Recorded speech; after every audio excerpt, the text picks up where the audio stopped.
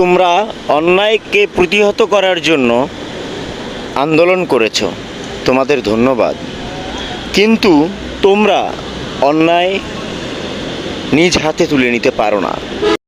বুঝলাম লোকটি অন্যায় করেছে, কিন্তু সে তো একজন বৃদ্ধ মানুষ, তার জন্য সরকার আছে, আইন আছে, আইনের হাতে তুলে দাও।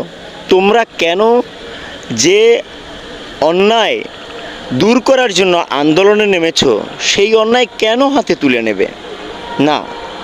এরকমটি করবে না। তোমরা ভালো কিছু করতে এসে, অত্যাচার দূর করতে এসে তোমরাই যদি অত্যাচারের রূপ ধারণ করো, তাহলে কি এটা হবে? তোমরাই বলো, আমার আর কিছু বলার নেই।